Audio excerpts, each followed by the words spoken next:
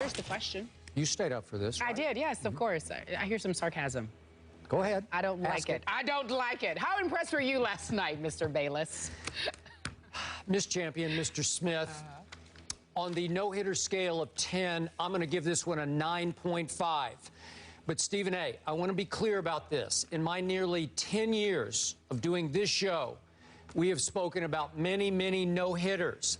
And I have often found the no-hitter in baseball to be one of the most overrated, overhyped feats in all of sports. Because clearly, every once in a while, a below-average pitcher can have the luckiest night of his life. And balls are getting smoked left and right, long and short, and they're always right at a fielder. And clearly, hitting a baseball, as many say, is the hardest thing to do in sports. And the greatest hitters have a hard time aiming a ball at a hole or a gap, unless maybe you're the late, great Tony Gwynn or Pete Rose. So most people have a hard enough time just getting good wood on a baseball, let alone trying to figure out where it's going to go. And as Ty Cobb once said, you try to hit them where they ain't, and some nights you hit them where they are. So in this case, I look back at last September. Henderson Alvarez of the Marlins pitched a no-hitter. He's now a career 18-26. He struck out 4 that night, so I give him about a 4 on a scale of 10. Josh Beckett of the Dodgers pitched a no-hitter earlier this year. He struck out 6 and said he didn't really have very good stuff. Okay, I'll give him about a 6 on a scale of 10. But last night, Clayton Kershaw, who just might be the best pitcher in baseball, struck out 15. He was dominating. Curveball, slider, virtually unhittable. So what happened early, there was a ball that Josh Rutledge hit that looked like it was gone and almost fair, but went barely foul. Yep. So that would be one small mark against him. And then Tulowitzki smoked that ball. And obviously Miguel Rojas made a sweet play at third on the catch and the throw across the diamond to get Tulowitzki. So those are 2 balls that could have been trouble. And then Hanley mishandled the one ball that would have cost him the perfect game. Yes, he did. Yeah, that was terrible. But he does that on occasion, so fairly regularly, too regularly.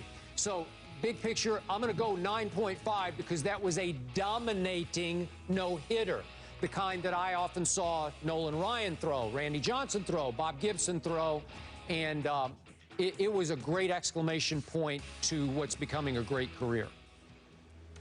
Skip, I'm going to put it up there like a 9.9.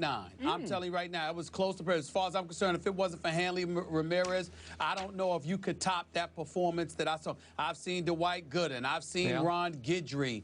I mean, I've seen these guys do it. David Cone threw one at Yankee Stadium, if I remember correctly. I mean, but David my Wells. favorite, Skip, my favorite, David Wells as well, but my favorite, Skip, of all time is the one and only Nolan Ryan. Yep. I used to love that man, watching that man pitch. I used to love sitting down with my dad, watching him do his thing. I remember, and I got the date right in front of me, May 1st, 1991.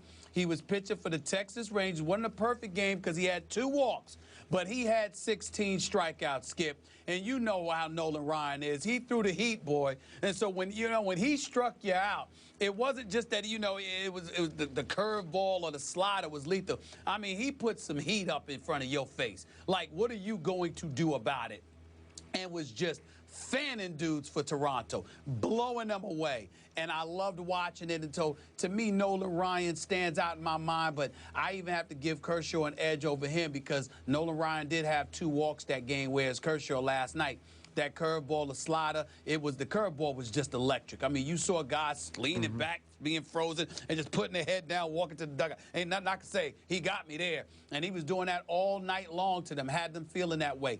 It was an absolute sensational performance. And considering the money that he's getting paid, the investment that the Dodgers have made in him, and the way that he is performing, he has answered the bell. And that's what I love about him. I love when big-time players making big-time money step up in big-time ways. You want to be the man? Fine. Here it is. Show me what you got.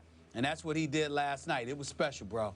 It really was. It wasn't like Josh Beckett, because even when Josh Beckett threw his no-hitter in Philadelphia on May 25th, Josh Beckett's been struggling since he got there from Boston. All right? So it was an aberration. And even though you're celebrating the day, you're really celebrating him for that day.